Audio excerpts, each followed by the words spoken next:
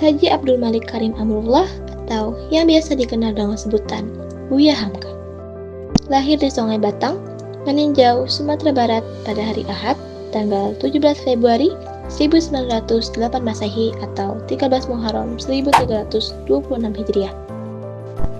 Dari kalangan keluarga yang taat agama, ayahnya adalah Haji Abdul Karim Amrullah atau sering disebut Haji Rasul bin Syekh Muhammad Amarullah bin Tuanku Abdullah Saleh.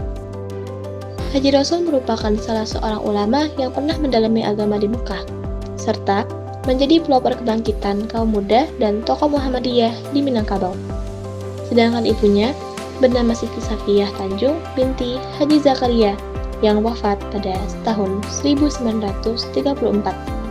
Dari genealogis ini dapat diketahui bahwa berasal dari keturunan yang taat beragama dan memiliki hubungan dengan generasi pembaharu Islam di Minangkabau pada akhir abad 18 dan awal abad 19. Ia lahir dalam struktur masyarakat Minangkabau yang mengandung sistem matrilineal. Oleh karena itu, dalam silsilah Minangkabau, ia berasal dari suku Tanjung sebagaimana suku ibunya. Sejak kecil, Hamka menerima dasar-dasar agama dan membaca Al-Quran langsung dari ayahnya. Hamka juga seorang otodidak dalam berbagai bidang ilmu pengetahuan seperti filsafat, sastra, sejarah, sosiologi dan politik, baik Islam maupun Barat. Ketika usia Hamka menginjak 10 tahun, ayahnya mendirikan dan mengembangkan Sumatera Walid di Padang Panjang. Di tempat itulah Hamka mempelajari ilmu agama dan mendalami ilmu bahasa Arab. Hamka tidak menempuh pendidikan tinggi secara formal. Ia justru sering dianggap kurang disiplin dalam mengikuti pelajaran di sekolah agama.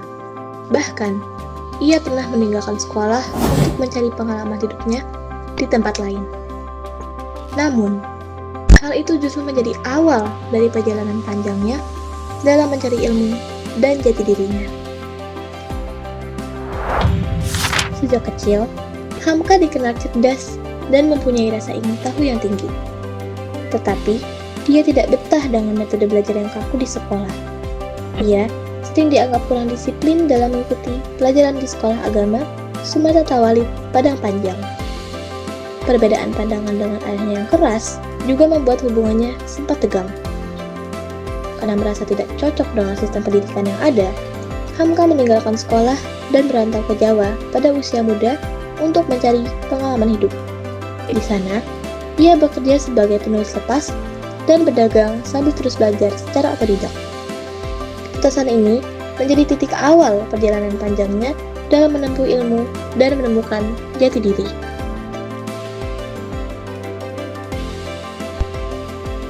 Dengan semangat belajar yang tinggi, Hamka memperdalam pengetahuan agama, sastra, dan filsafat melalui buku-buku dari Timur Tengah serta karya penulis Barat. Ia mulai aktif menulis di berbagai media seperti Seruan Islam, Bintang Islam, dan majalah pedoman masyarakat. Tulisan-tulisan yang tajam dan inspiratif membuatnya dikenal sebagai ulama muda yang berpikiran maju.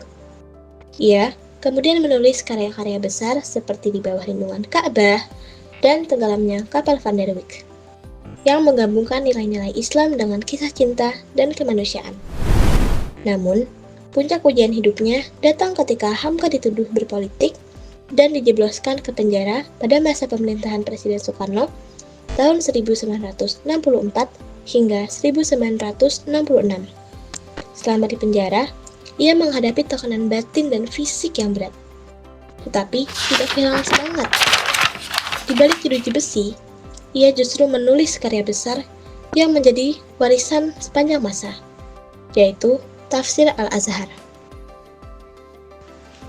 Setelah dibebaskan, Hamka tidak menyimpan dendam. Ia justru kembali berdakwah dan menulis dengan penuh kebijaksanaan.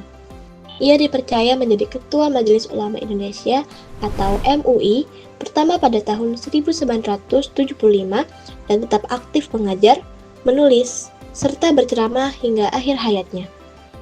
Melalui ceramahnya yang lembut dan tulisan-tulisannya yang mendalam, Hamka menanamkan nilai ikhlas, sabar, dan pemaaf. ia menjadi tokoh panutan umat Islam yang tidak hanya dikenal karena ilmunya, tetapi juga karena keteguhan moralnya dalam menghadapi ujian hidup.